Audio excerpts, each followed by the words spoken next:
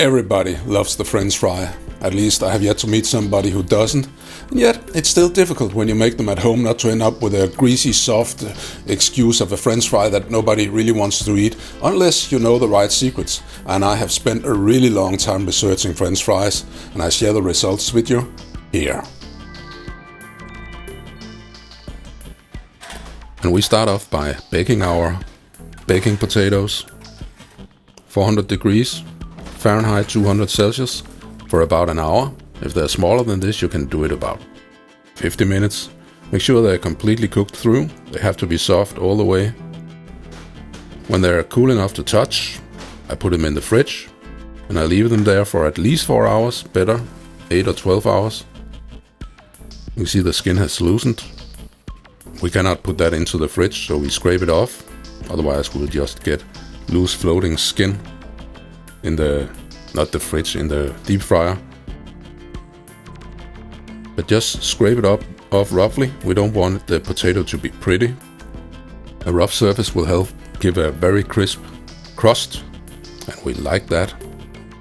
Crisp on the inside, outside, and soft on the inside. That's how a fry should be. And some of the brown spots from the baking, I leave those on as much as possible. This is fine. Put it on the tall end, the tall side, and cut it through. I usually not use a bigger knife than this, but it's easier to show on video. And then typically they have cracked like this, and then you just break them open. And now you have quarters. And again, a rough surface. You take those quarters and you halve them into wedges. And if you really want to, you can halve them once more if you want thinner fries. I prefer this, because they have so much crust that I love the soft, fluffy interior that they also get. These are large and rustic looking fries. And you get this nice portion of 3 potatoes.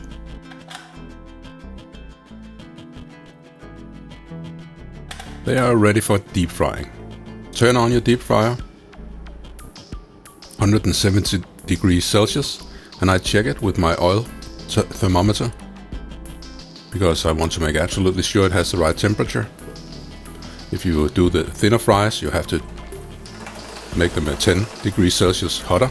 And when you put them into the oil, you have to shake them, because the starch in the potatoes have a tendency to stick when it get heated up.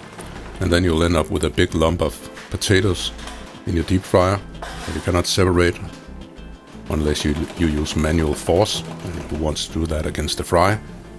And again, every time I check them, I shake them around a little bit to make sure they don't stick.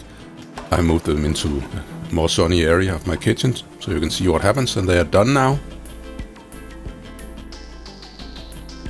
And fat absorbent paper. Pour on the fries. They are really not that sticky, so you don't have to let the fat drip off first. Add some salt and you're ready to go. And now I just want to show why I bake the potatoes instead of boiling them. Because this is what happens when you boil. Cover them with plenty of water.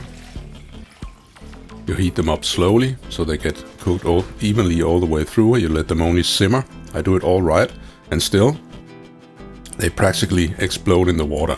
That's simply a property of baking potatoes. But even though they look like this, they are not completely wasted. These have cooled off for 8 to 12 hours. I peel off the skin, just roughly. I don't want to try and make them look pretty. And any dark areas, I cut those off too. And they break apart. That's no problem, just break them over in roughly potato chip sized chunks. The gray spots here I cut off. I get into quarters and into eighths. So they can be rescued, and they give very nice fries too. Yeah. Oh, I'm gonna go make fries now. Bye bye. And you can find the list of ingredients and the recipe on kvalifood.